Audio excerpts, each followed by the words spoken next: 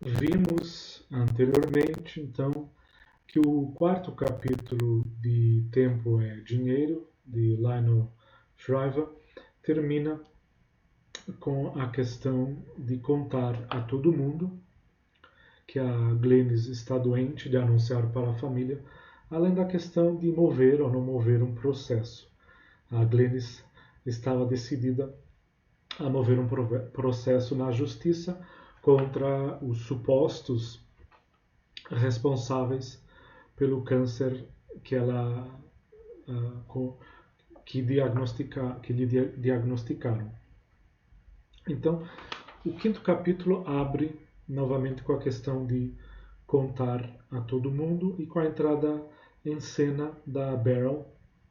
A Beryl é a irmã do Shepard. Vemos também que a questão da conta bancária, do cabeçalho do capítulo com a indicação do extrato bancário, volta. No início do livro, no início do romance, vimos que o Shep tinha uma conta bancária com um valor de mais de 731 mil dólares. Vemos agora que esse valor desceu para 697 mil dólares, um pouco mais. Ou seja, o romance abre com o extrato bancário de dezembro de 2004 e agora no quinto capítulo estamos em janeiro de 2005 e vemos então que o Shepard já gastou mais de 34 mil dólares.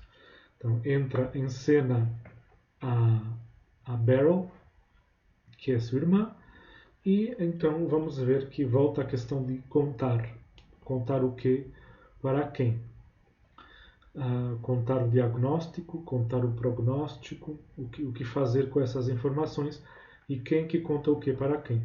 Então, Shepard vai pegar a irmã e vemos que há aqui a questão de praticar a transmissão da notícia. Vamos ver praticar com a irmã a transmissão da notícia. Eles queriam contar aos filhos do casal no dia seguinte. Então vamos ver que há aqui uma preocupação com a melhor maneira de falar. Esta interrogação sobre a melhor maneira de falar é já ao mesmo tempo pode ser já lida ao mesmo tempo como uma interrogação sobre a própria expressão que existe no romance, sobre o próprio estilo, a maneira, tanto da narrativa quanto dos personagens, da linguagem que lhes é própria, da fisionomia linguística de cada personagem. Umas páginas mais à frente, vamos ver que esta irmã, a Beryl, ela vai falar em linguagem curta e grossa, que é um pouco o tom, muitas vezes, do romance. Não é necessariamente um tom vitorioso, mas é um tom de linguagem muitas vezes curta e grossa, não só por parte das personagens, mas também por parte da voz que vai narrando a história. Esta voz do narrador, ou da narradora, como se quiser, muitas vezes parece que se entretece com as próprias vozes das personagens. Não sempre, nem sempre fica claro se a voz que está falando é uma voz ainda da narração, da narrativa, mas que já é um eco daquilo que foi dito e é um prenúncio, um anúncio daquilo que vai ser dito. Então, muitas vezes, na própria descrição narrativa, nós ouvimos ecos das vozes dos personagens. A voz do narrador nem sempre se distingue completamente da voz dos personagens. Então vemos que o Shep quer praticar a transmissão da notícia. Praticar com a irmã a transmissão da notícia do câncer da sua mulher para os filhos do casal. E vemos de maneira surpreendente para algumas sensibilidades que aqui a Lionel Shriver de algum modo provoca as sensibilidades mais suscetíveis de ficarem chocadas com os aspectos mais sombrios da nossa querida humanidade. Neste sentido, há um gozo, há um regozijo, há um comprazimento na transmissão da notícia, como que algo que deveria ser anunciado como uma catástrofe, ou pelo menos um momento crítico, pode haver gozo nessa transmissão da notícia, tanto por parte da doente quanto do marido dela, anunciar aos outros que está doente. E possivelmente de maneira terminal. Mas também, ao mesmo tempo que há esse gozo, há a questão do que é calado, daquilo que se cala, aquilo sobre o qual não se fala de maneira explícita, talvez nem sequer de maneira alusiva. E a questão volta de resolução e irresolução. Ele não sabia ainda se devia compartilhar com os outros, neste caso com a irmã, o prognóstico, já que ainda não o discutira com a própria mulher. O Shep, um dos personagens principais, não sabe se vai contar para a sua irmã não só que a mulher está doente, que a mulher deles tem um câncer, isso, a questão do diagnóstico, isso ele está decidido a contar, mas não conta logo, vai retendo a informação, mas não sabe se vai contar o diagnóstico, porque nem sequer o prognóstico, porque nem sequer o discutiu com a própria esposa. Então há aqui qualquer coisa do não se confrontar, estar se confrontando e ao mesmo tempo estar se escondendo, mantendo talvez ilusões ou talvez promessas quanto ao desfecho deste momento crítico que é a doença. Então há um gozo que pode nos chocar em não contar, em contar e no modo em que se conta aos outros. Como é que a informação pode não ser manipulada, manejada, para que fins? E descobrimos aqui qualquer coisa muito à contracorrente da nossa contemporaneidade, neste sentido, que nós temos hoje uma espécie de idolatria da informação e da exposição transparente de tudo, de expor, de comunicar todas as informações com todos os detalhes.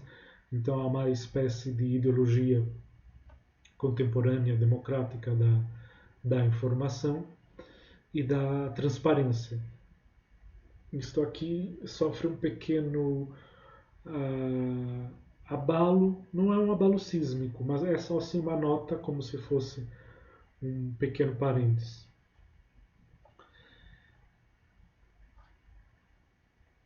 E o Shep começa a compreender qualquer coisa. O ponto de vista não é político, é psicológico, mas há aqui um paralelismo possível com a nossa época nas relações entre política e psicologia. Ele, o Shepard, começou a compreender o que sua mulher podia ter extraído de guardar sigilo sobre todos aqueles exames e consultas. E aqui vem a frasezinha que pode conter um núcleo de crítica à nossa idolatria da informação. Havia algo de poderoso no ato de reter informação. E depois a narradora, a voz da narrativa, acrescenta uma comparação. Como circular pela casa com uma arma carregada. Então aqui é um aspecto quase bélico da informação, como se a informação que se detém e se retém fosse como uma potência de ataque, uma possibilidade de descarregar uma arma. A informação pode ser transmitida como um tiro, por exemplo, no caso da comparação com a arma.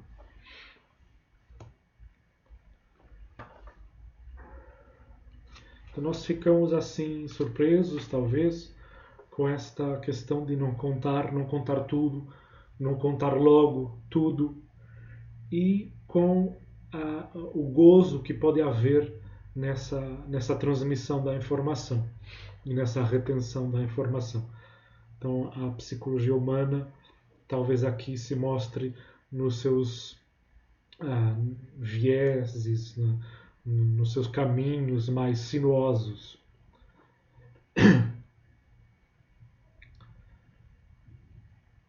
Desde o diagnóstico, escreve a Shriver, diz a voz da narrativa, o narrador não tem que coincidir com o autor. Desde o diagnóstico, parecia regozijar-se a Glennis com a desgraça de qualquer outra pessoa, melhor ainda se fosse a desgraça de Beryl. A Beryl, a irmã, veio pedir ajuda, veio pedir um pouco socorro, no sentido que está prestes a perder o lugar onde vive. Ela vive num lugar em Nova York, mas o aluguel vai subir muito na medida que eram antigos aluguéis que estavam submetidos a leis em que o tabelamento do aumento do aluguel não poderia ser muito elevado, e esse privilégio ela está prestes a perdê-lo, e foi pedir ajuda para o irmão, nada mais que uns $100.000 para ajudá-la a manter-se, ou para a entrada de uma casa para ela, de um apartamento para ela. Então, o casal não quer emprestar o dinheiro para a irmã do marido, na medida que tem que ou prefere gastar esse dinheiro com o tratamento do câncer da esposa. Então aqui uma reflexão que pode ser romanesca, claro, mas onde gastar o dinheiro? Vale a pena? O que é que vale mais? A saúde ou a habitação? Ajudar alguém ou tentar curar-se de uma doença provavelmente terminal? Então aqui uma questão de o que pode parecer egoísta, afinal pode se mostrar generoso, ou vice-versa, o que parece generoso, afinal pode se mostrar como um ato egoísta de estar pensando em si mesmo e não no outro. As coisas não são tão claras como poderiam parecer espontaneamente. Então há um certo gozo na doença e não só um sofrimento neste aspecto aqui de reter a informação, e de como é que se usa isso em relação ao outro, que direitos é que se ganham quando se está doente, e que direitos é que se perdem. Um pouco mais à frente, esta questão volta algumas vezes,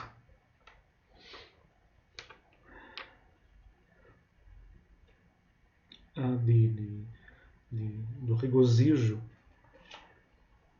E a Glennis disse assim: sei que é uma perversidade, há uma consciência disso, e isso é chamado de perversidade pela própria personagem.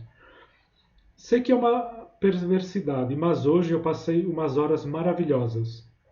Nunca imaginei que ter câncer pudesse ser tão divertido. Aqui nós podemos ficar, o leitor pode ficar surpreendido, isto já vinha sendo anunciado, que esta personagem não sofre exatamente de sentimentos cor-de-rosa, não é uma personagem, digamos, uma bela alma, uma consciência feliz. Então, vemos que há uma diversão e um poder divertir-se, poder brincar até com isto de ter câncer. Não é algo que o leitor possa talvez antecipar, embora a personagem desde o início seja apresentada nos seus aspectos mais tortuosos, sinuosos, mas chegar a dizer que há alguma coisa divertida no câncer. A gente ri e fica com medo de rir, não é? Fica assim, que riso é este? O que acontece sistematicamente com os romances, não só com esse romance, mas com os romances da Lionel Shriver, que são divertidos e ao mesmo tempo têm algo de sombrio, talvez como os próprios seres humanos. No final do capítulo, volta esta questão. A Glennis de novo falando, em que há algo de delicioso no embaraço do outro, quando, sobretudo, ou ainda mais, quando a relação com o outro, neste caso entre a esposa e a cunhada, não são boas, elas se odiavam, havia mais do que um atrito entre elas, havia uma franca antipatia, elas se detestavam.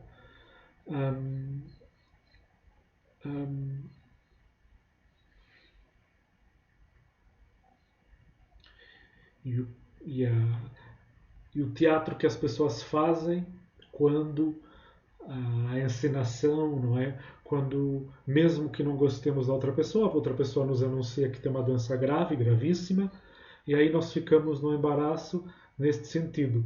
Ele ou ela agora está doente. Eu não gosto dele, eu não gosto dela, mas dada a gravidade da situação, afinal vou suspender a minha antipatia, o meu detestar esta pessoa e vou obrigar-me a ser simpático, não é? Então, ou não. Diz a Glennis, há alguma coisa deliciosa nisso. Não sei explicar, mas adorei vê-la fingir de maneira tão flagrante. E depois, novamente, essa questão de haver alguma coisa divertida no câncer. Tenho a sensação de que há umas poucas coisas nesse negócio de mesotelioma, o nome da doença, deste câncer, das quais eu vou gostar. Há umas poucas coisas nesse negócio de câncer das quais eu vou gostar. Então, nem tudo é detestável nesta catástrofe que pode ser o diagnóstico de uma doença eventualmente terminal. Então, a Lionel Shriver nos mostra os aspectos, neste caso, talvez, não sei se mais difíceis, mas pelo menos que nós queremos, talvez, com os quais nós queremos nos confrontar menos na questão da doença, de poder haver alguma coisa divertida na doença, de poder estar, digamos, regozijando no drama que é botar este fardo, de algum modo, na comunicação, botar o fardo, o peso da responsabilidade também no outro, que fica sabendo e não sabe como lidar, não está preparado, nunca ninguém talvez esteja preparado para isto. Então, outra questão que volta, não é? É a questão do Jack, o amigo do casal. E o amigo do casal volta à questão do livro que ele eventualmente vai escrever, mas que não escreve, para o qual ele vai inventando títulos. E este aspecto da personagem do Jack, de crítica da sociedade. Então aqui com o Jack, não só com ele, mas com ele, e também com a filha dele que está doente, a Flicka, e com a Glennis. Esses três personagens, mas não só, toda a atmosfera. Nós podemos nos perguntar acerca da tradição romanesca estadunidense enquanto uma tradição de crítica social, crítica da época.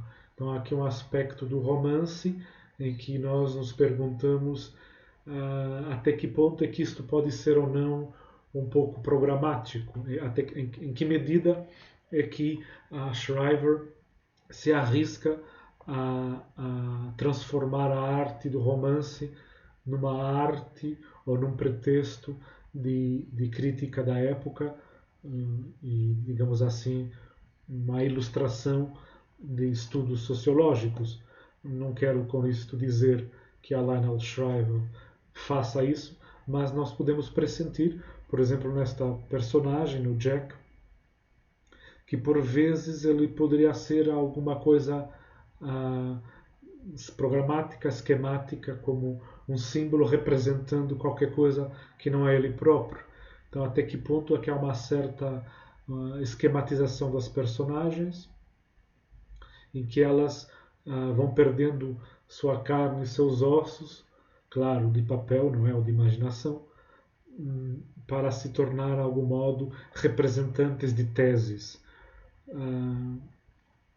A Shriver não faz isso, mas fica sempre pairando a suspeita de que ela está levando até o limite essa dificuldade de escrever um romance, dedicar-se à arte romanesca, mas ao mesmo tempo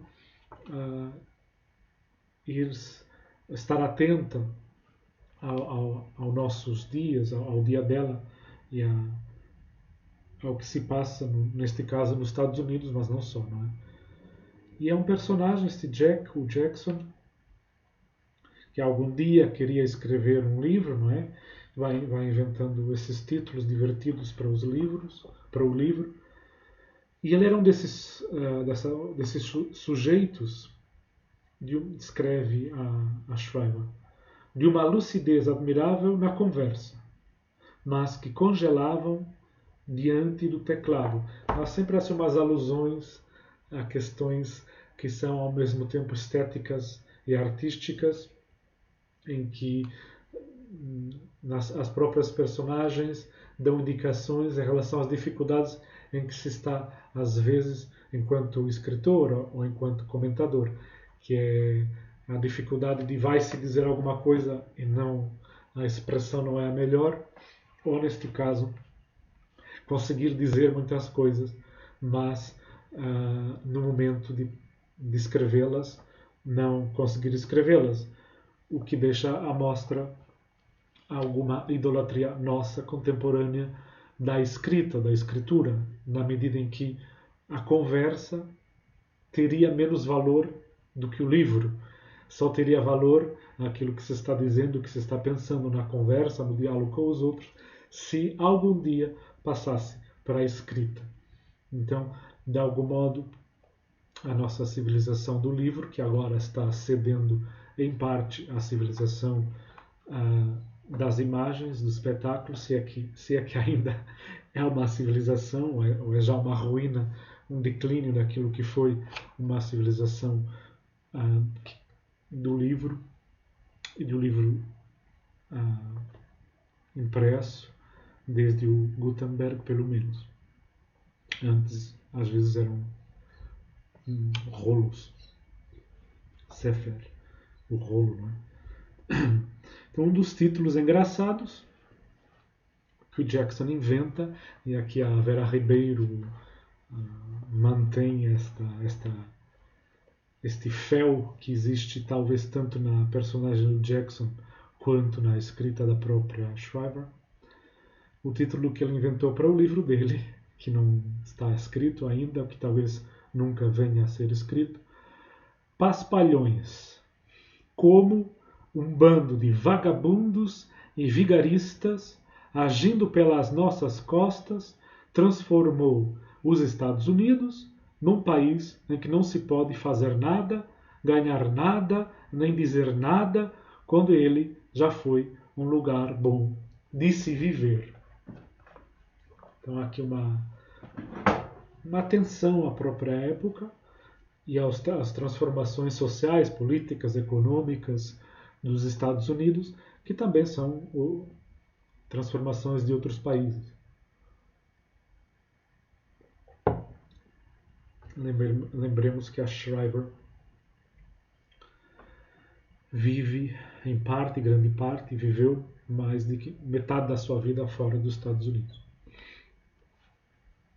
Então volta a crítica à sua época, que já vimos desde o início sempre presente, arriscando-se, como acabou de ser dito, a que este romance se torne um programa de propaganda anti-americana. Eu não acho que seja, mas sempre fica pairando essa suspeita. Era algo mais ou menos assim. Jackson estava pensando nestas coisas e a questão de como é que são vistos os americanos de hoje, por contraste com já foi muito bom, já foi bom viver naquele país.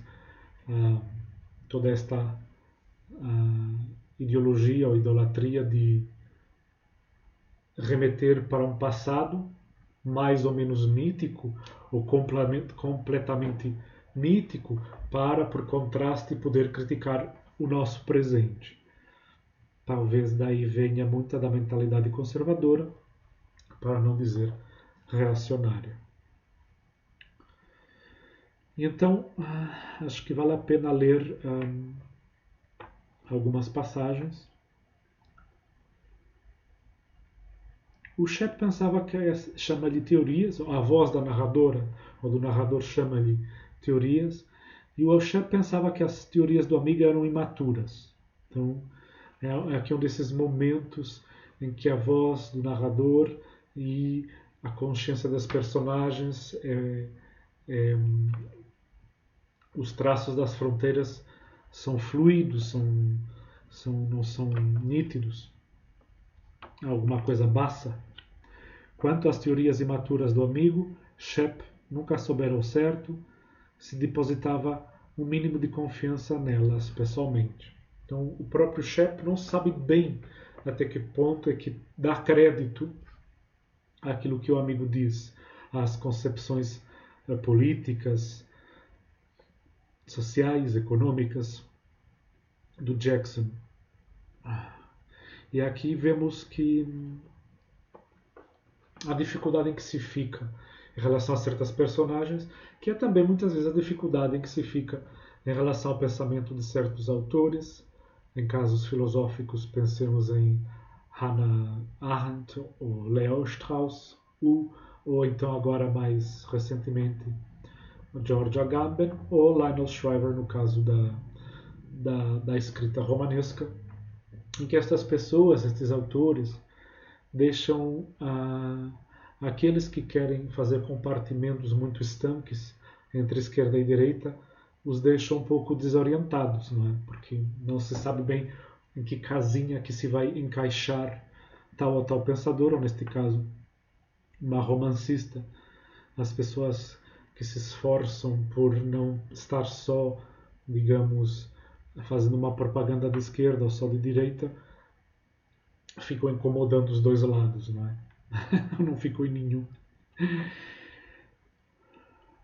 Era difícil, escreve a voz da narradora, era difícil ligar essas concepções a um partido político, visto que Jackson achava que não votar era um partido político. Não votar como partido político, ou pelo menos como um gesto político. Lembremos, entre outras referências possíveis, o ensaio sobre a cegueira do José Saramago, em que votar em branco traz consequências políticas. E aí o narrador, a narradora, como se quiser, continua assim. Era mais ou menos assim. Os americanos se dividiam entre pessoas que cumpriam as regras e pessoas que simplesmente as driblavam. está falando dos Estados Unidos, não está falando aqui do Brasil, embora muita gente pudesse aqui rir e pensando que se estaria falando também do Brasil ou dos seus próprios países respectivos, que as driblavam ou ignoravam por completo. Então aqui é uma questão de quem é que respeita ou não as regras e quais regras. Então, quais as regras democráticas, qual o conjunto de regras de um Estado, como é que se chama esse Estado, se é democrático ou afinal não é democrático e porquê, e em que medida é que o democrático às vezes toca, por exemplo, socialista ou comunista, e em que aqui democrático toca às vezes qualquer coisa vista mais como fascista ou até como totalitária. Aqui uma passagem que isso fica claro. A questão da propaganda anticomunista nos Estados Unidos, ao mesmo tempo relacionada com os impostos nos Estados Unidos, pode um pouco embaralhar os caminhos, embaralhar as cartas. Não sabemos que carta mostrar nessa jogada, porque talvez às vezes haja oposições que não sejam tão opostas assim, ou estejam contidas em algo que as engloba. Jackson, escreve Shriver, se indignava por ter sido criado com a propaganda anticomunista. Se você trabalha metade da porra do ano em horário integral para o governo, dizia ele, então seu país era comunista. Então, quanto do nosso trabalho vai para impostos, quantas horas é que isso representa e o que é que isso faz ao suposto liberalismo. Mas voltando para trás, a página anterior, a visão do Jackson merece mais atenção. Já tem vindo a ser expressa anteriormente, mas podemos nos deter um pouco aqui. Jackson costumava dizer que metade das pessoas chupava o sangue das outras, a título de referência. Então vemos também a linguagem, não é? A porra da metade do ano chupava o sangue, vemos que a linguagem é muito crua muitas vezes, traço que já tem vindo a ser assinalado. Mas admitia ser provável que as proporções fossem muito mais terríveis. A proporção de quem é que vive às custas de quem. Talvez a parcela da população explorada pelos tipos mais espertos, que sabia o caminho das pedras, estivesse mais perto de 1/3 ou de 1/4. Então, não é metade vivendo à custa da outra metade, é 1/3 vivendo à custa dos outros 2, ou até 1/4 vivendo à custa dos outros 4, dos outros 3/4. E nós não podemos deixar de nos perguntar qual a porcentagem aqui. Talvez 1/10, ou menos que isso, vivendo à custa dos outros 90% ou mais. Ao longo dos anos, Jackson havia batizado essas duas classes com uma série de denominações despretensiosas. E havia uma aliteração, uma espécie de infantilidade nos títulos.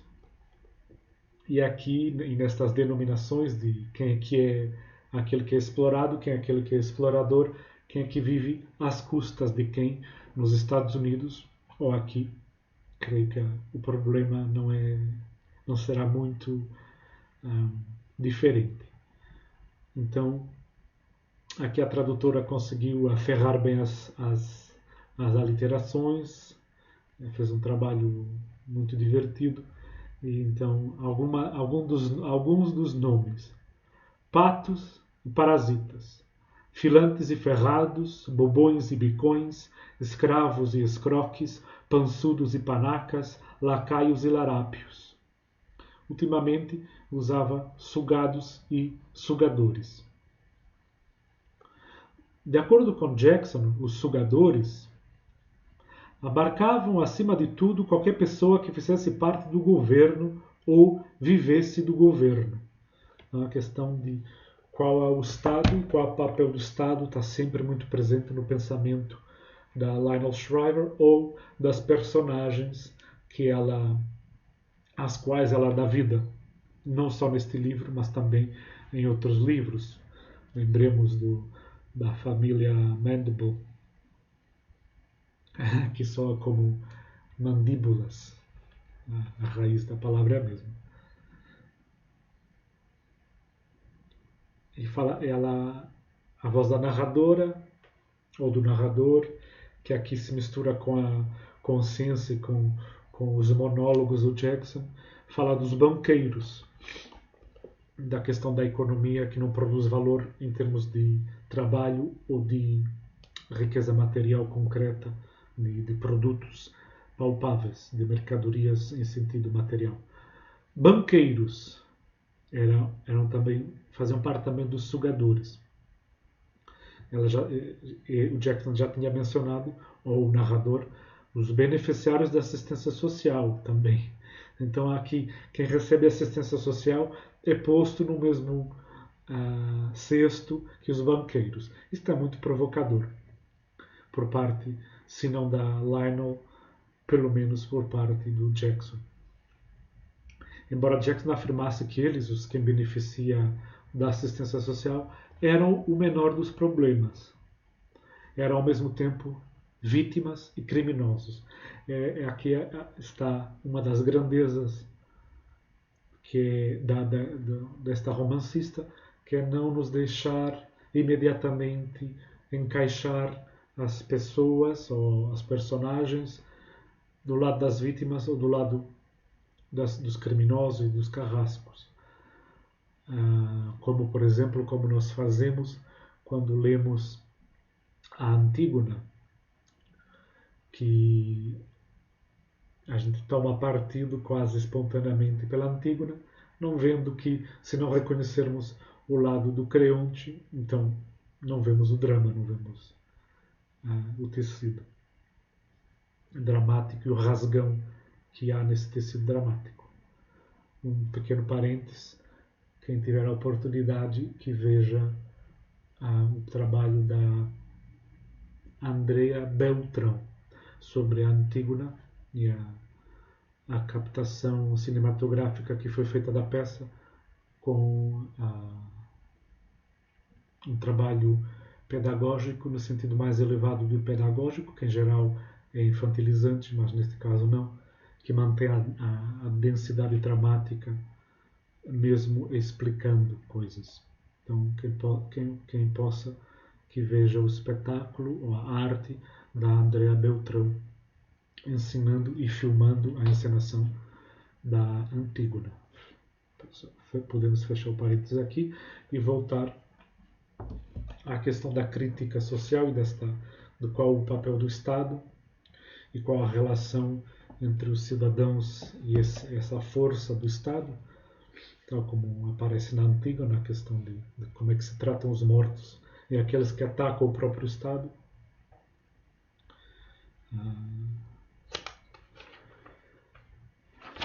Na página seguinte, dura, não é? Demora, é algo que vai até o final. O Jackson chega a sentir uma certa simpatia ou empatia até pelos mafiosos. Para Jackson, os criminosos eram a encarnação do espírito seminal norte-americano.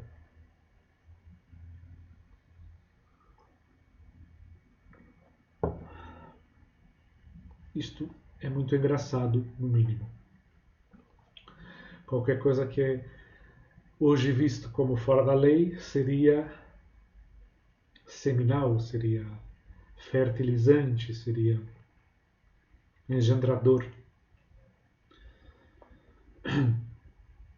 Quanto aos sugados, então já vimos que os sugadores que pertencem ao sistema, não é? Toda esta quase paranoia com o sistema. Quanto aos sugados, aqueles que eram explorados, portanto, dos quais Jax confessava alegremente ter feito parte a vida inteira, eles abrangiam todos os outros paspalhões que seguiam as regras. Então, seguir as regras faz com que nos encaixemos na parte dos que são explorados. Sermos bons cidadãos diante dos estados que exploram esses bons cidadãos. Estados corruptos diante dos quais nós nos comportamos civicamente. É difícil não ser cínico hoje. Talvez não só hoje. Então, os paspalhões que seguiam as regras eram os sugados, e principalmente por não terem peito e por lhes faltar imaginação. Peito como símbolo aqui de peito estufado, de ter coragem.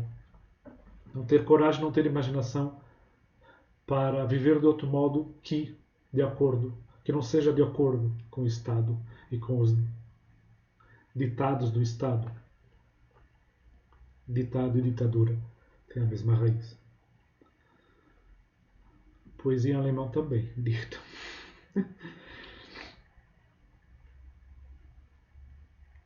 Os sugados não exibiam engenhosidade, resourcefulness, capacidade de recursos. Não exibiam engenhosidade, nem capacidade inovadora, a idolatria da inovação aqui aparecendo, pretensamente tidas como traços nucleares do caráter nacional. Então, o caráter nacional, novamente, um parodiar o nacionalismo que desde o século XIX talvez nunca tenha realmente desaparecido.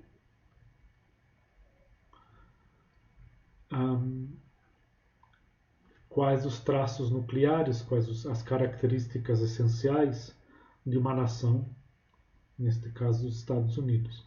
E o que é que fez essa nação?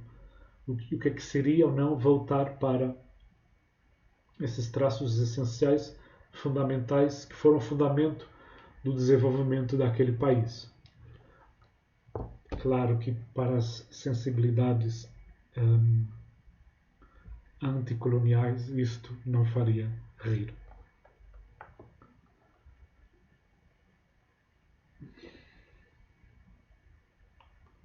Os sugados ficavam presos na parte de baixo. Não eram motivados pela virtude, mas pelo medo. Então, de algum modo, virtude, aqui poderíamos escavar na língua. A virtude vem de vis, de força, não é? Não ser motivado pela força, mas pelo medo. Quanto mais lemos a Shriver, mais os paralelismos com algumas questões nietzschianas voltam.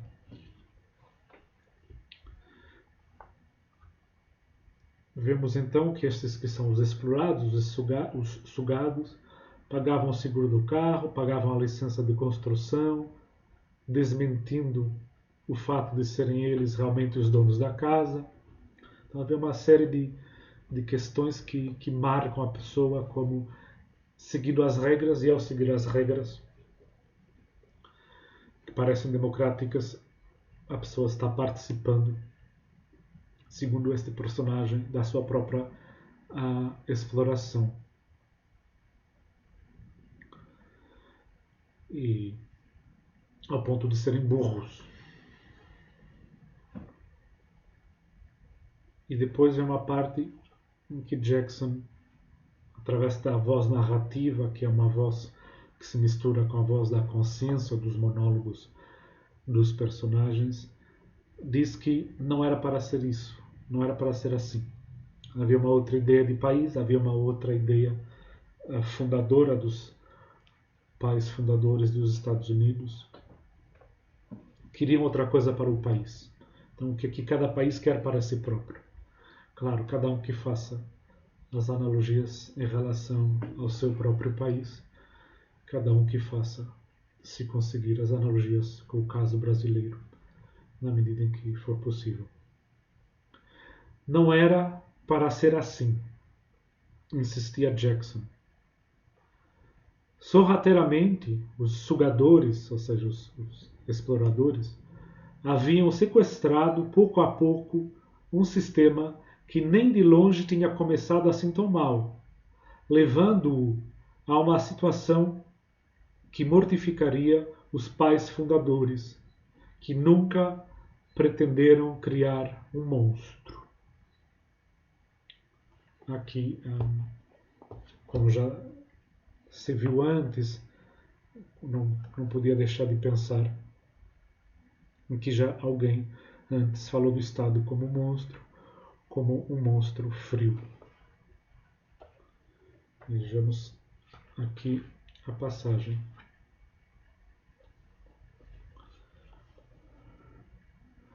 Estado é o nome do mais frio de todos os monstros frios. Esta é uma passagem do Zaratustra, no discurso que se intitula Do Novo Ídolo, que começa assim, podemos ler um pouquinho, talvez valha a pena traçar o arco de algumas pontes possíveis, de alguns trânsitos possíveis entre o pensamento nietzschiano e o pensamento, se não de Shriver, porque disso não sabemos, a pessoa não se confunde com o autor não se confunde com a voz narrativa não se confunde, não se identifica com a voz e a consciência dos personagens. Há aqui uma série de intermediários que não permitem a confusão. Mas vejamos o que Nietzsche tem para nos dizer e ver o que talvez possa iluminar este personagem Jackson. O que o pensamento nietzschiano pode ou não ajudar a entender o personagem que se chama Jackson. Do Novo Ídolo é o título de um dos discursos do Zaratustra. Em algum lugar ainda há povos e rebanhos, mas não entre nós, irmãos. Aqui há estados. Então, no pensamento nietzschiano, ou pelo menos neste ponto específico, o Zaratustra pode ser visto como uma máscara, uma variação tanto do próprio Nietzsche quanto de Dionysus ou Dionísio.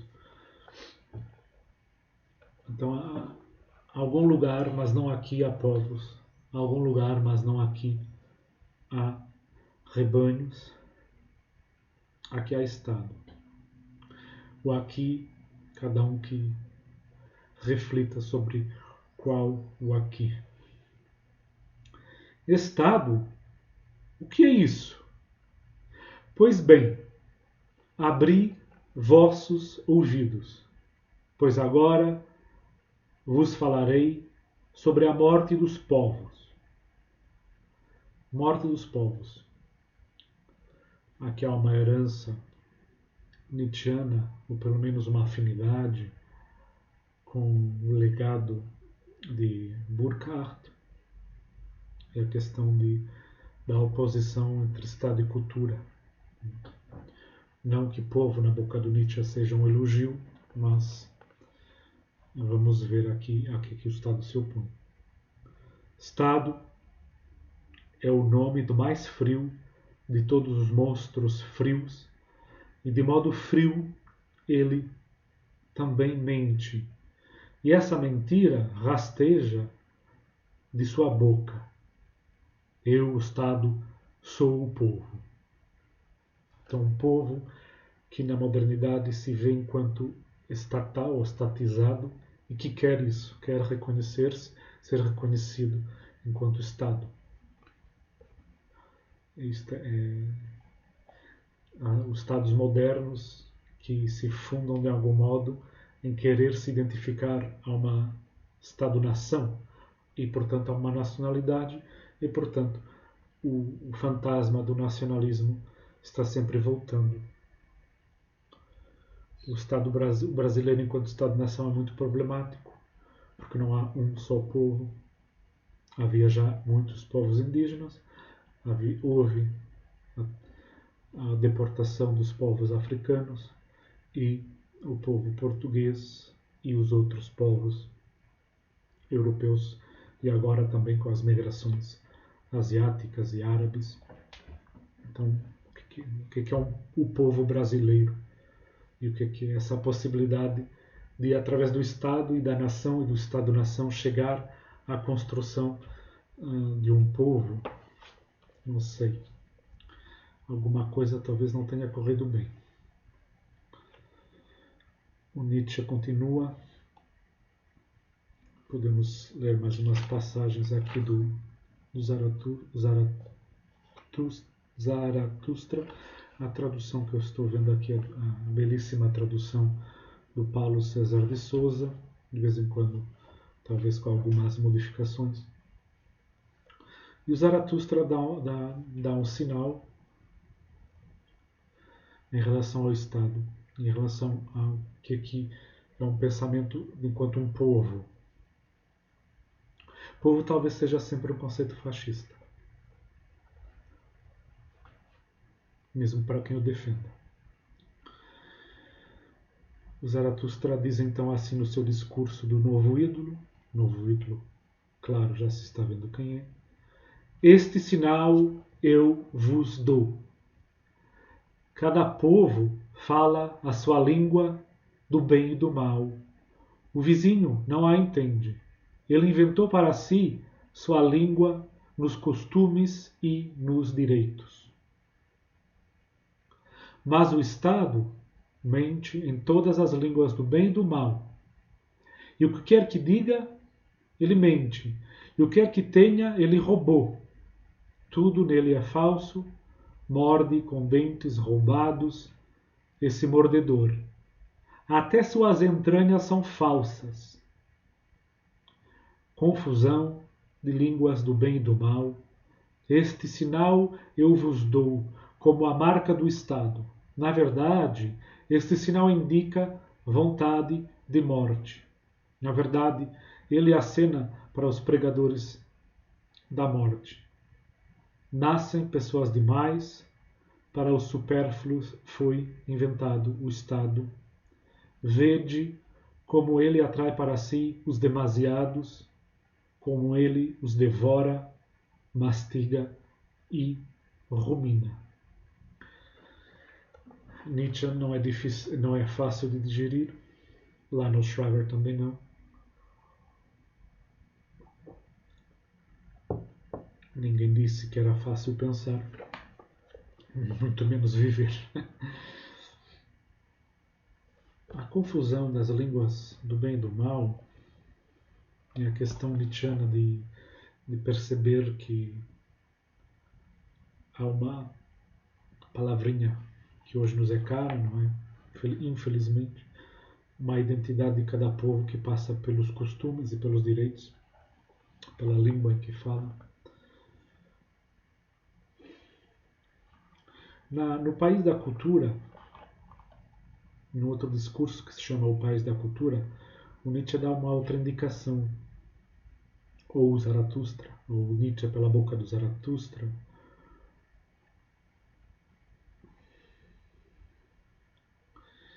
Meus olhos jamais tinham visto algo tão sarapintado.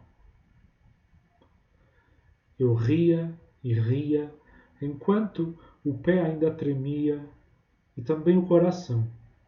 Aqui deve ser a terra de todos os potes de tinta, eu disse, com 50 borrões de cores no rosto e nos membros, assim vos encontráveis ali para meu espanto, ó homens do presente.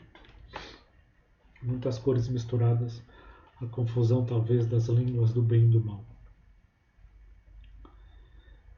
E o Zaratustra se dirige aos vencedores do velho Deus. Então, o novo ídolo, diante da morte de Deus, talvez o ídolo Estado esteja tentando preencher esse vazio, junto com a religião da ciência e com a religião do dinheiro, claro.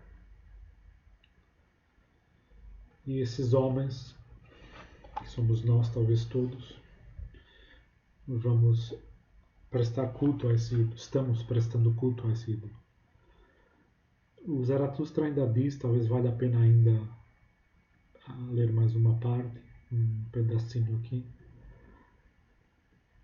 Ele gosta de aquecer-se no sol das boas consciências, o frio monstro. O monstro frio que é o Estado se aquece então no sol, ao sol das boas consciências. Nós temos boa consciência e quem está se aquecendo com isso é quem arrecada impostos, talvez de maneira mais ou menos corrompida. Tudo vos dará o Estado aos homens honrados, desde que o adoreis a esse novo ídolo. Promessa de tudo dar, tudo virá do Estado, até a assistência social, até o cuidado médico, etc.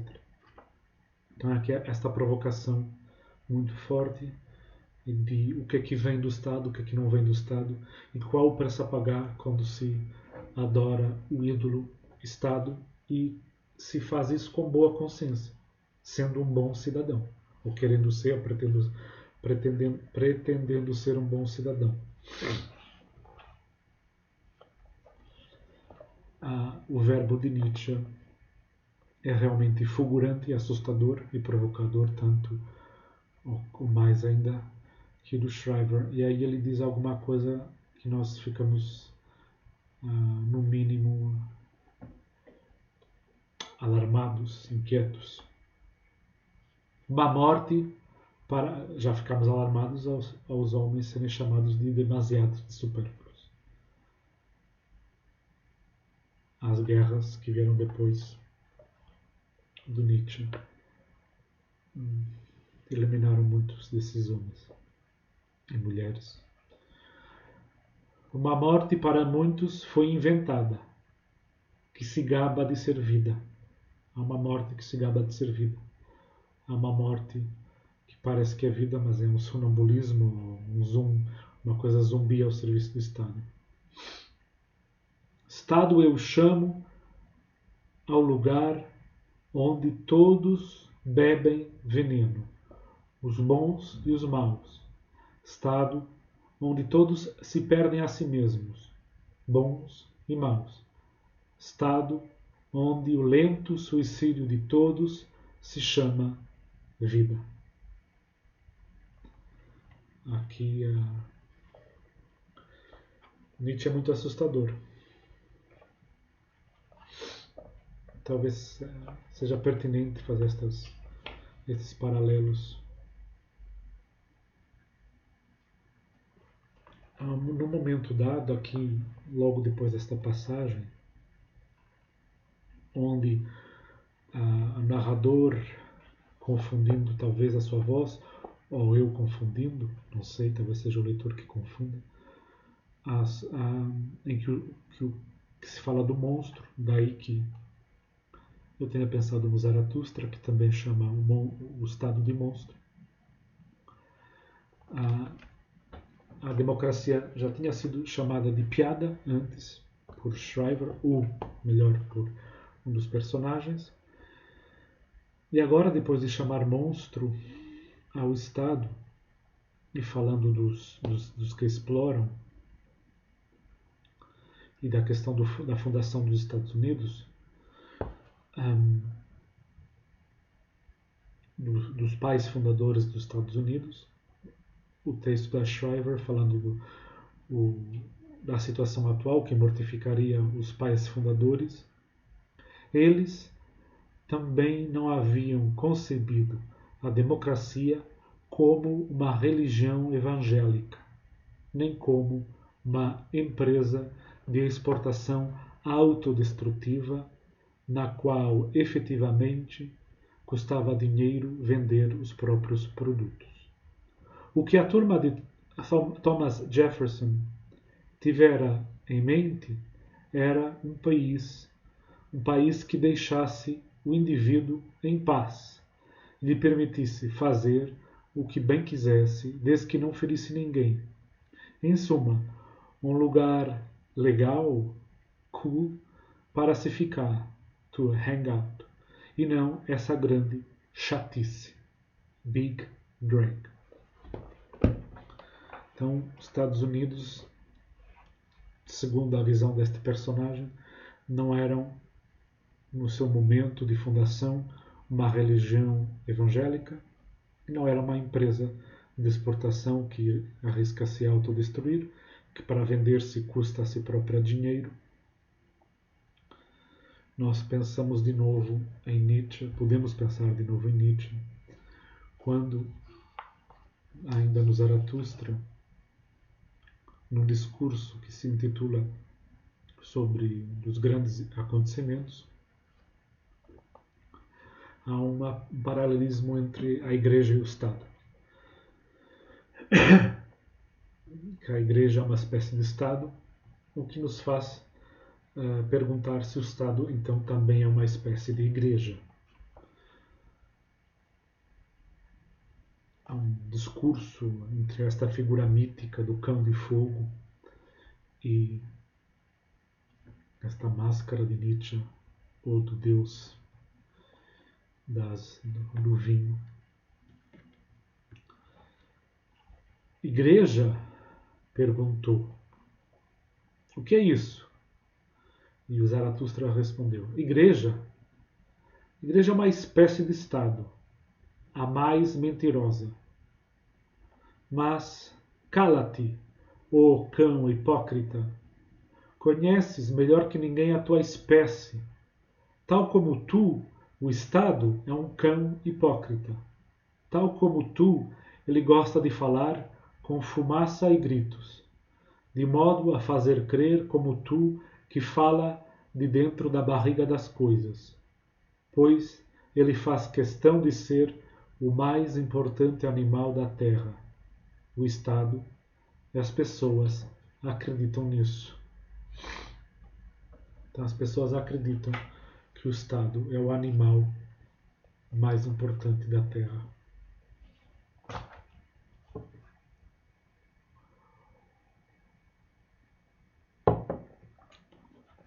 E talvez prefiram essa ordem precária, fundada talvez no medo, na angústia de não ser assistido, do que um certo caos.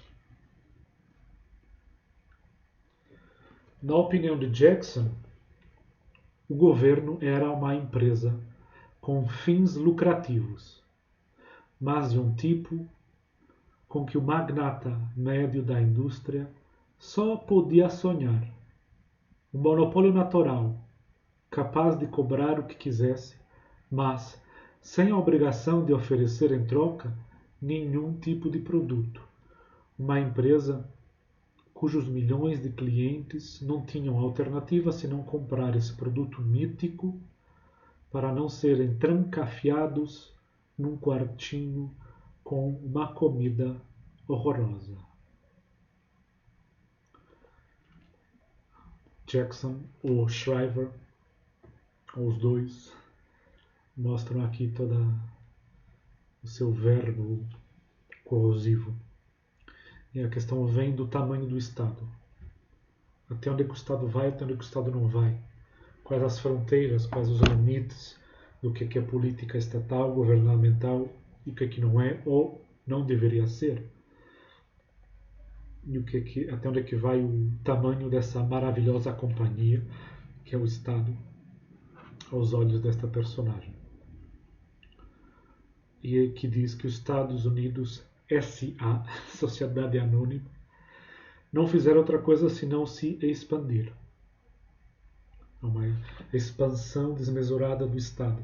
Esta desmedida talvez seja uma das marcas da nossa modernidade, de ir sempre ultra, além, não é? Então, vemos aqui uma crítica feroz aos Estados Unidos, a muita da política não só estadunidense. E então aí o Shep, diante destes discursos, estava pensando na questão da ordem do caos, não é?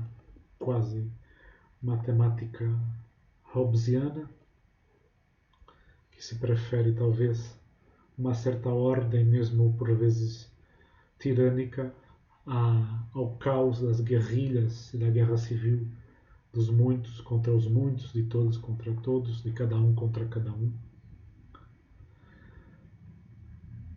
Shep não conseguia citar os benefícios palpáveis de pagar impostos. Era difícil.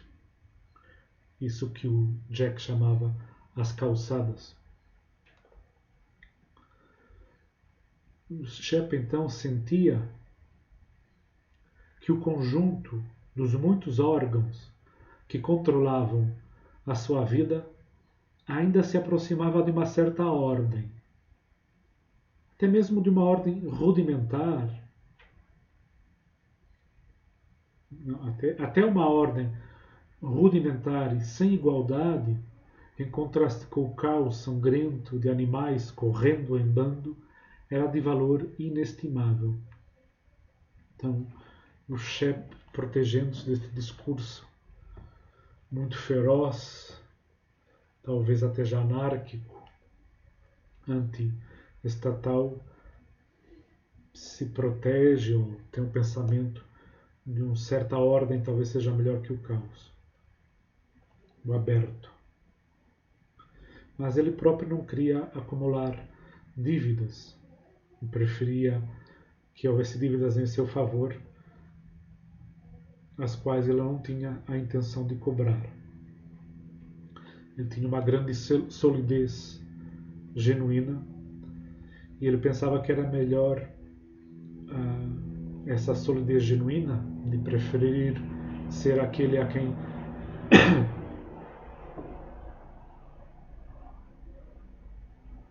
ser aquele a quem se deve alguma coisa e não aquele que deve.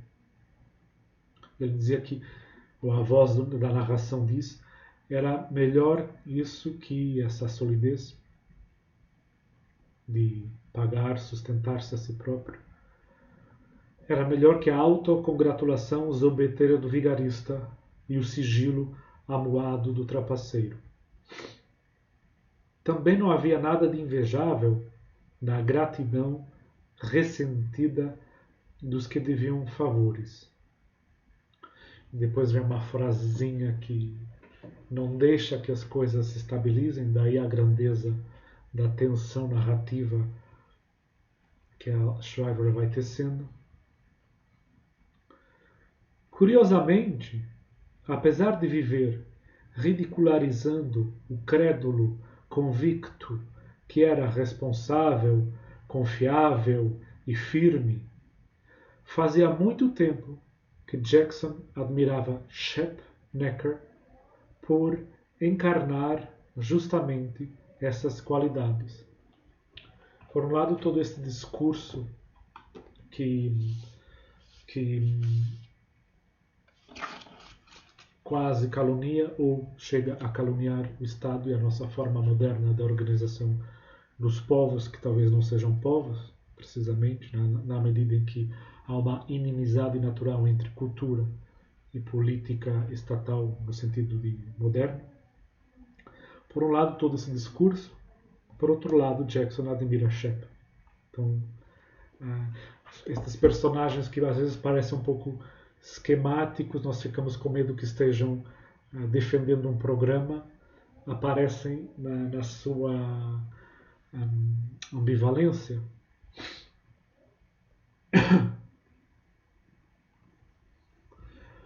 A palavra paradigma aparece quase uma palavra filosófica, um modelo, não é?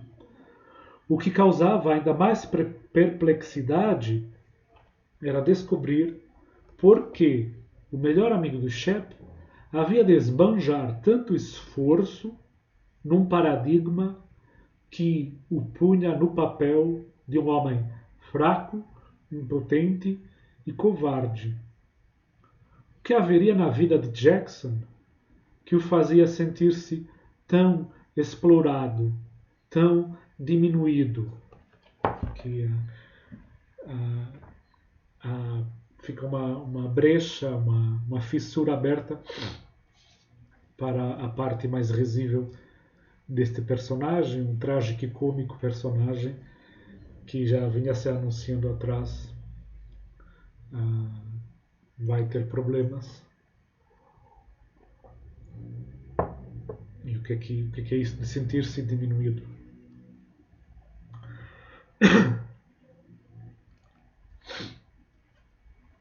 Voltando à irmã, nós vemos aqui mais uma daquelas referenciazinhas que não são propriamente meditações, mas que nos deixam a nós meditar. Há questões estéticas e artísticas transpostas não para o romance, não para a arte da escritura romanesca, mas neste caso para outra arte. A irmã do Shep, que ele foi pegar para passar um momento juntos, e a qualquer dinheiro dele, do irmão, ela se dedica ao cinema. E o Shep, no meio desta confrontação com a irmã, que vai anunciar que a esposa está com câncer, há um momento de reflexão sobre a obra da irmã, a obra cinematográfica de diretora de documentários,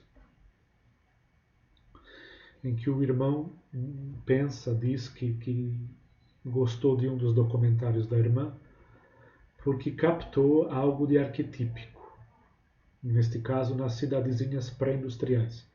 Então há aqui um valor, um critério, uma medida de valor, uma bitola, neste caso para o cinema, mas que nós talvez possamos ver como um piscar de olho da Lionel Shriver, que introduz na fala do narrador ou dos personagens reflexões, pequenos apartes, pequenos, digamos, como que alusões, um aceno a questões estéticas e artísticas que podem ser transportadas com maior ou menor dificuldade para a questão da arte romanesca. Então podemos nos perguntar se este captar algo de arquetípico, no caso dos Estados Unidos, também preocupa este narrador ou esta voz deste romance em que quer captar algo de arquetípico nos Estados Unidos e no nosso dia de hoje. O Shep, vale a pena ler aqui a passagem.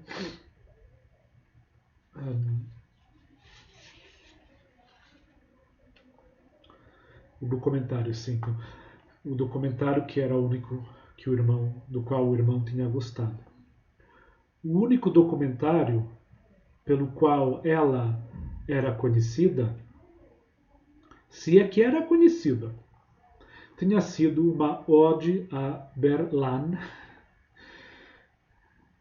se escreve Berlin, em New Hampshire, pronunciada Berlin, uma corruptela provinciana das raízes europeias da palavra, que ele achava estranhamente meiga, proveniente de uma dissociação patriótica da Alemanha durante a Primeira Guerra Mundial.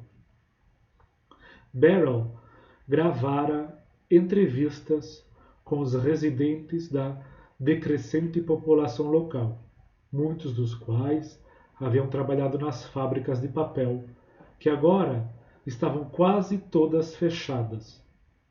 E seu filme, Reduzindo a Papelada, um bom título, havia captado algo de arquetípico nas cidadezinhas pré-industriais e em declínio da Nova Inglaterra.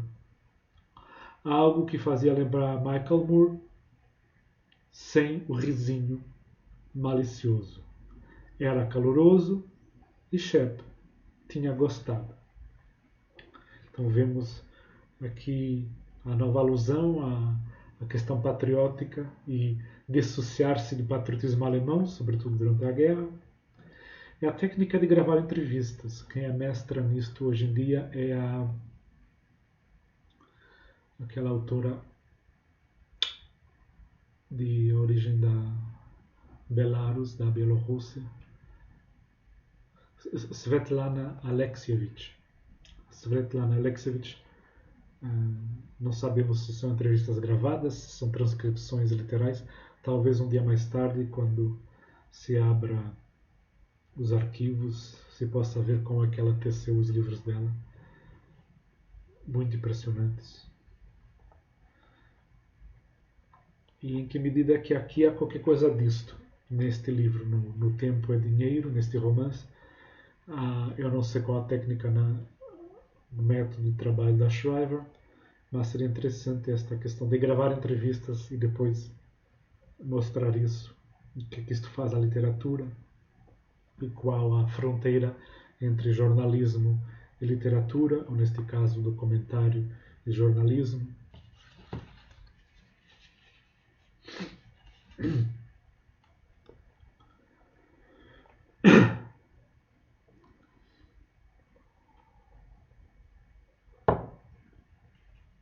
E os títulos engraçados e a alusão ao fechamento das fábricas, toda esta questão importante dos Estados Unidos, a questão dos lugares industriais e o que é que acontece nesse declínio dos lugares industriais e qual as consequências sociais, políticas e desse aspecto econômico. Se essas populações viram mais à esquerda, mais à direita. Também é interessante avaliar isso, por exemplo, na Alemanha e na França, ou aqui no Brasil. Com a relação entre industrialização e declínio dessa área industrial, em termos de mentalidade e política, o que é que isso faz? A alusão a Michael Moore e sem o risinho malicioso. Então vemos aqui que já havia havido a questão de como é que se fala, em falar curto e grosso.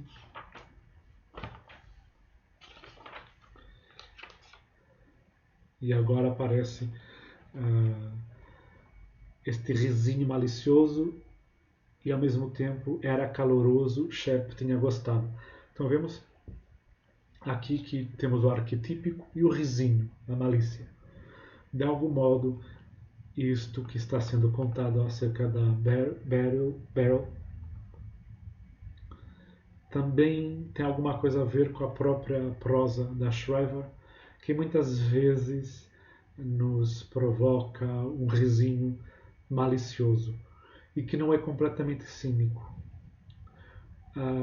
Por quê? Porque esta frase era caloroso e Shep tinha gostado pode ser uma frase do comentador do livro, do romance. O próprio comentador do romance, ou crítico, na medida em que crítico e comentador possam ser papéis diferentes, pode ter risos maliciosos e ao mesmo tempo sentir que há um calor. Por outro lado, isto já tinha vindo a ser anunciado desde o início. Por outro lado, nós neste capítulo, mas já antes, nos perguntamos sobre a relação dos autores, neste caso da Shriver, com os seus próprios personagens. Como é que os romancistas lidam com as personagens que inventam. E podemos acreditar, talvez até sentir, que o autor gosta ou não gosta dos seus personagens. Às vezes nos interrogamos, mas será que este personagem é assim tão odioso? Ou vice-versa? Será que este personagem é assim tão louvável?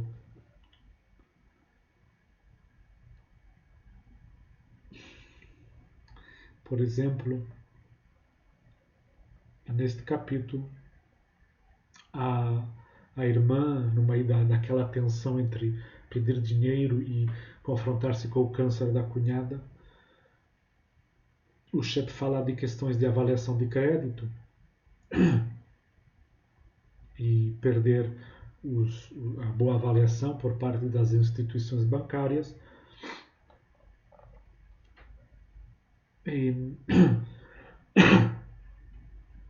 E a questão de pagar ou não pagar as contas. Se tiver um problema de saúde nos Estados Unidos e não pagando, o que é que acontece com as instituições de créditos? E o chefe diz à irmã que não pagar, ela falou para enfiar a conta em um certo lugar.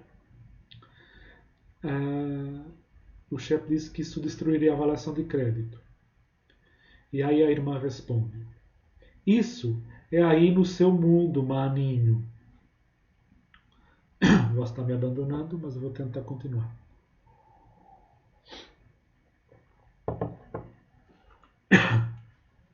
Isso aí no seu mundo, maninho. Lá no meu, eu cago para essas coisas. E aí a voz da narradora volta. Pelo visto, o ressentimento furioso de Beryl tinha vazado do seu despejo iminente e passado a abarcar o irmão sisudo, a casa convencional de Westchester, seu utilitário esportivo que bebia um horror de gasolina e aquela diletante mimada que era sua mulher. Então a voz é a voz da narradora ou do narrador e a personagem é chamada de diletante mimada. E aí nós nos perguntamos qual a relação desta voz com a voz das personagens e a relação do autor, nesse caso da romancista, com essas personagens. É difícil, e é um dos problemas técnicos principais dos romancistas, é difícil dar voz a uma voz narradora e dar voz às vozes das personagens e distinguir bem essas vozes ou não, fazer propositalmente uma certa indistinção, uma certa indeterminação de quem está dizendo o quê. Nas reflexões, digamos assim, incrustadas na trama narrativa, nas reflexões estéticas e artísticas, a obra da irmã parece que tem alguma coisa do universal, nesse captar algo de arquetípico.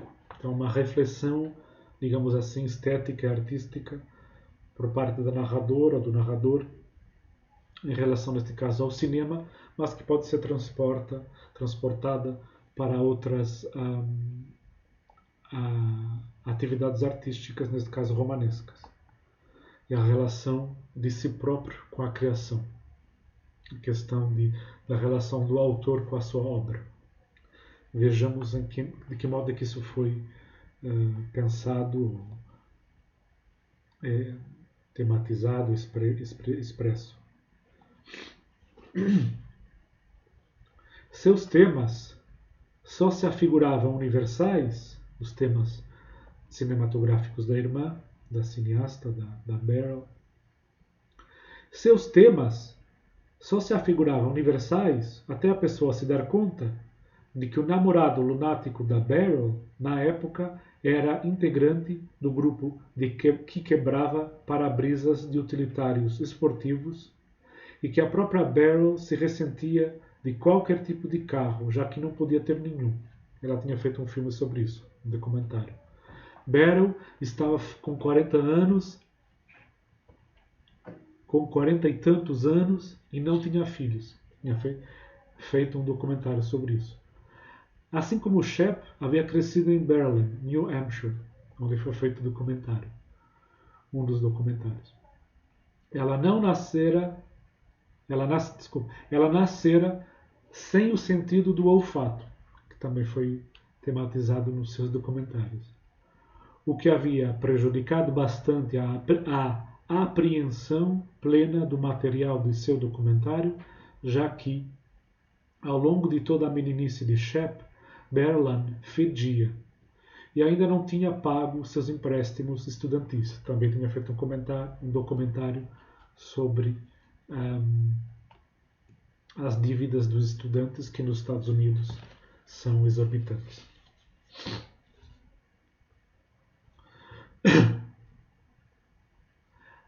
E aí a reflexão. A natureza autorreferente do trabalho de sua irmã havia chegado ao auge quando, no ano anterior, ela fizera um documentário independente sobre os criadores de documentários independentes, um projeto maculado por um toque de autocomiseração que envolvia a maioria de seus amigos. Documentários sobre fazer documentários, que é um dos dramas em que estamos na nossa modernidade autorreflexiva, em que há ou quer haver, ou pretende-se que haja, a poesia da poesia, qualquer dia quereram fazer a música da música, a fotografia da fotografia. Já há, como já houve desde talvez o início, o pensamento do pensamento, e poderíamos continuar, não é? A história da história. E hoje também coisas muito engraçadas, né? O jornalismo do jornalismo. Então, esta questão é muito profunda e ainda queria continuar um pouquinho. Vamos tentar. A voz não está ajudando, mas vamos tentar. Nestas reflexões estéticas, artísticas dos personagens ou do narrador, a voz nem sempre se distingue bem. O Shep, em relação à irmã, o pensamento estético-artístico e talvez moral ou ético em relação à própria irmã. E aqui se estabelece ou tenta-se distinguir entre sacrifício e fracasso.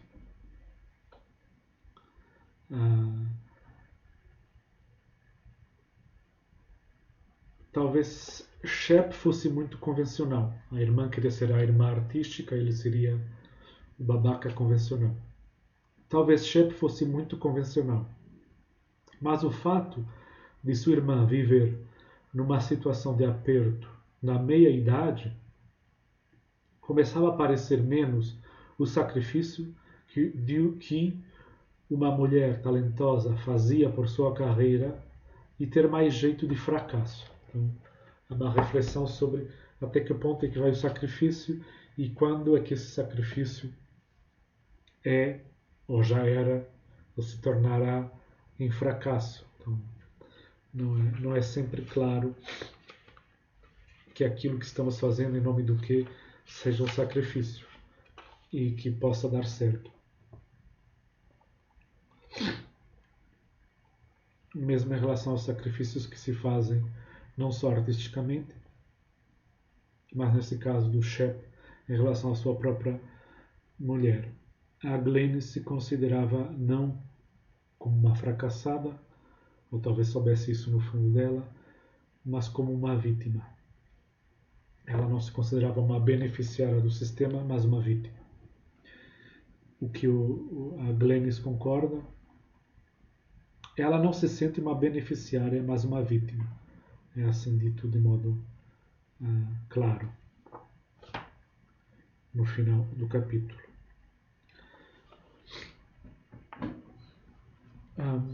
Neste caso, nós ficamos assim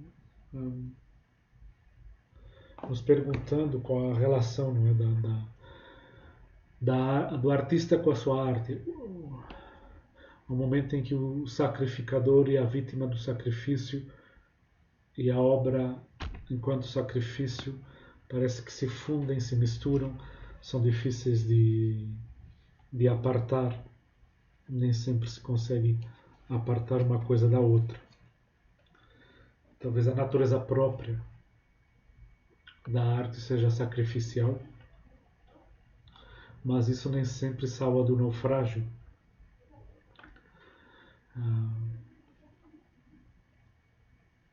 Quem é que é o sacrificado? E o que é que se sacrifica em nome do quê? Por exemplo, em nome da saúde, ou em nome da liberdade, ou em nome da família, do bem-estar do lar. E o que é que se engendra como ressentimentos, como rancores?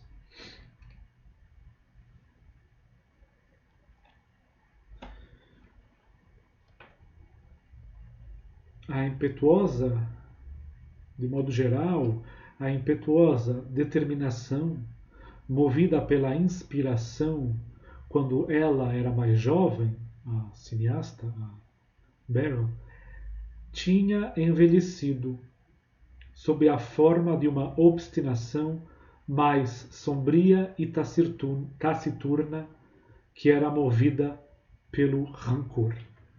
Então vemos que há aqui um ressentimento, uma raiva, um rancor. Novamente a questão da tecnologia em relação à arte, dos avanços tecnológicos, no caso do cinema, as câmaras compactas, e a concorrência que isso engendra quando há meios técnicos mais avançados que muitas pessoas podem usar.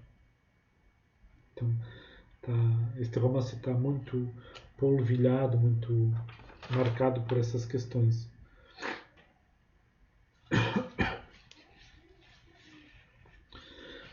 Uma nota, antes que a voz me abandone completamente. Perdão. Ainda uma nota sobre a criação, na medida em que tínhamos visto, aqui poderia se ver,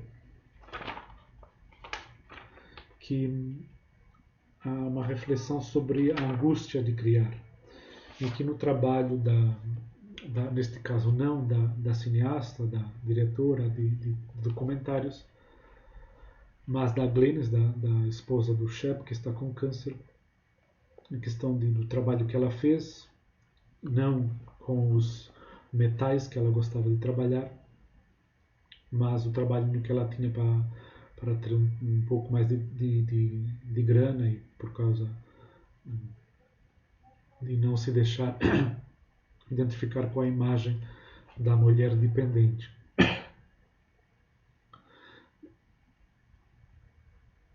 Do seu ridículo emprego de meio expediente, como é aqui dito. E é dito que esse emprego, na verdade, essa criação que ela fazia de chocolates e não de ferros, com que ela gostava de trabalhar, não tinha a menor importância. Esse trabalho, para a Glennis, tinha sido, ver em décadas, a primeira experiência de criação sem medo.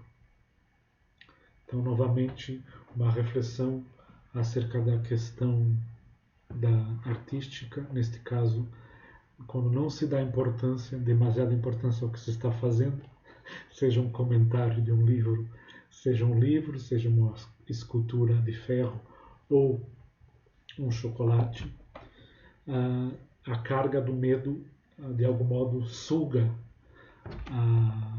as forças criativas. O Agamben recentemente tem um pensamento muito surpreendente sobre o medo da morte,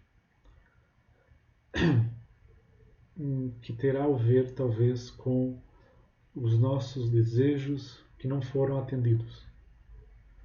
Que se nós não tivéssemos tanto medo, não teríamos tanto medo da morte se os nossos desejos não tivessem sido atendidos.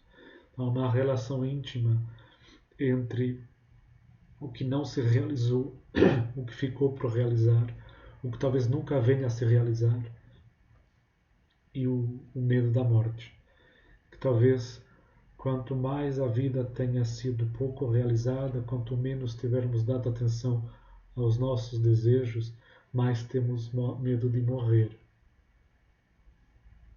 Isso talvez apareça também num filme, uma janela para o mar. Uma das personagens não quer se arriscar a viagem, a outra quer, e se vê ali uma tensão entre lançar-se ou não se lançar na aventura. Uma última nota antes que a voz me abandone completamente. Ainda aqui na questão da criação sem medo, é dito: o triste era que, se houvesse abraçado esse mesmo espírito livre e brincalhão em seu estúdio no sótão, agora ela poderia ser uma artista de certo renome. Então, não ter medo e ter espírito brincalhão. Aqui, quando a Lionel Shriver escreve espírito livre, mais uma vez, claro, nós podemos nos referir, podemos pensar em Nietzsche, que escreveu Humano, Demasiado Humano, que na verdade não é humano, demasiado humano, é coisas humanas, demasiado humanas, assuntos demasiado humanos, ou negócios humanos, negócios demasiado humanos, em que é um livro para os espíritos livres. E em que o Nietzsche inventa esses espíritos livres que propriamente não existem, e ele diz que essa criação, essa invenção foi uma invenção para si mesmo e para manter a alegria e para recobrar a saúde. Então, a criação às vezes tem alguma coisa a ver com isso, com ser capaz de não ter medo. E no caso de uma reflexão nietzschiana, o que é que se faz para vencer esse medo e o que é que se faz para recobrar a saúde, para continuar a ter vontade de viver. Nós podemos inventar personagens, seja em teatro, seja em poesia, seja também, talvez, no pensamento. Pense-se que Platão criou uma espécie de teatro do pensamento, um pensamento teatral.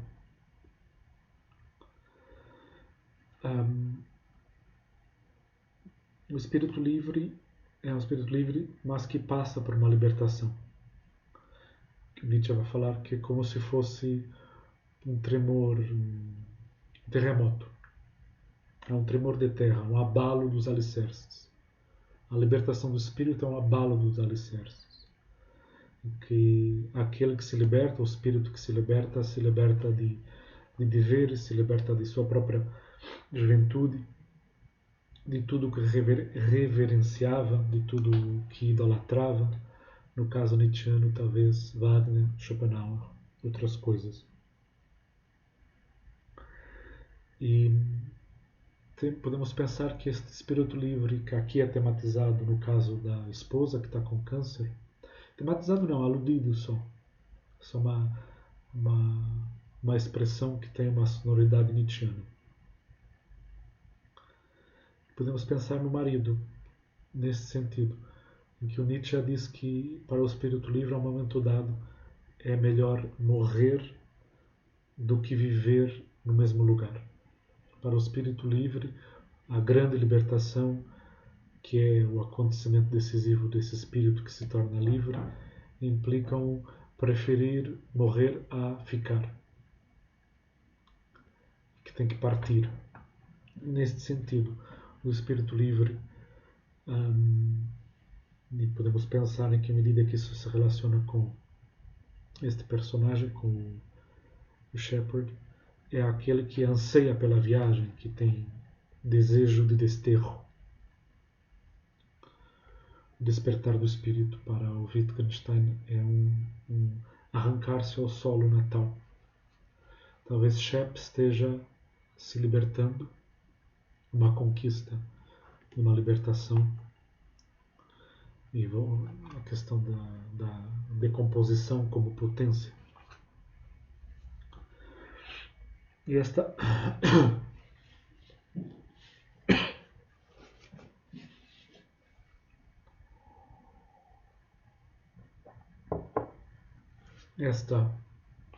libertação pode destruir o homem, aquele que se está libertando, negando paz, família, sociedade, pode se destruir.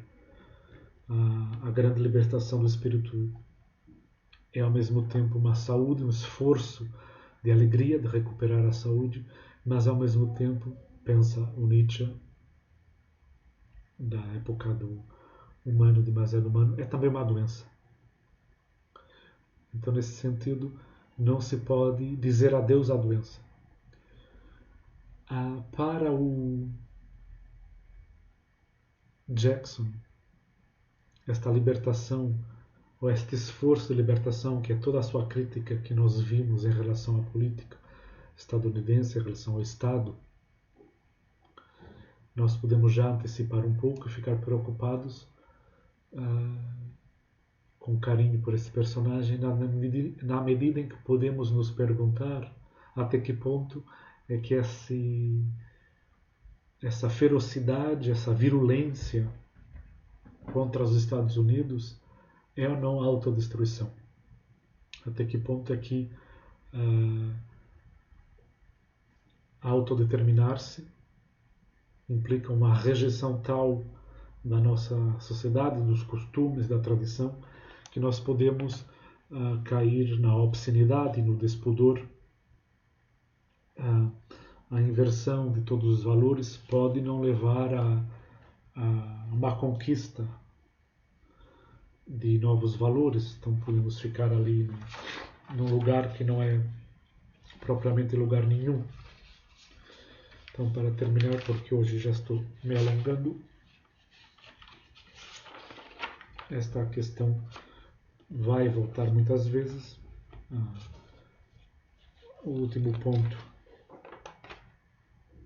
é a questão da doença grave, para saltar para a última página, para não alongar mais, que já está muito longo. Na última página deste capítulo 5,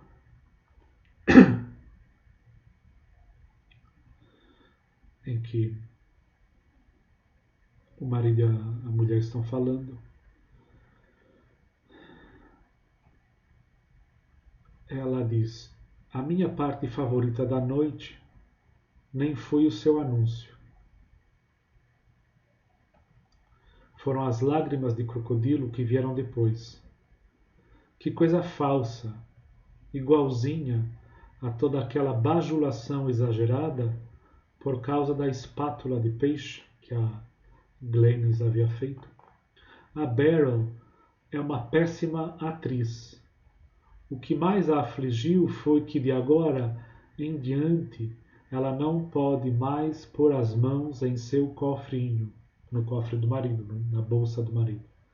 E ele responde, o Shepard: bem, acho que a expectativa é que, diante de uma doença grave, todo esse atrito entre as pessoas, como você e a Beryl. Atrito? Riu a Glennis. Ela me detesta. E o Shepard responde: certo, mas até isso a gente espera que desapareça. Ela não podia mais se sentir dessa maneira a seu respeito, mas é o que ainda sente. Então a questão da expectativa diante da doença grave do outro volta no final, tal como ao fechar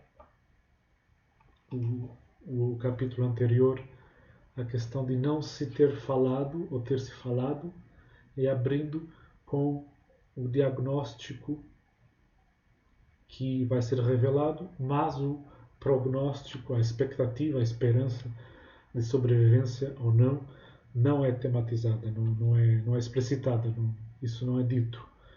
As pessoas diante de alguém com câncer, a própria pessoa talvez não diga, e as pessoas que escutam isso não perguntem, mas você vai morrer ou não vai morrer? A pessoa pode não saber, mas quando sabe, quando não há esperança, como se diz, a questão é, a pessoa quer saber ou não quer saber e quer dizer para os outros ou não. Mas se não quer saber para si própria, o que isso faz? A relação consigo próprio e com os outros. Então, qual a expectativa diante da doença grave, de como é que os outros vão me tratar, mas também o que é que eu vou fazer com isso. Então, isto vai voltar muitas vezes, mas hoje podemos ficar por aqui.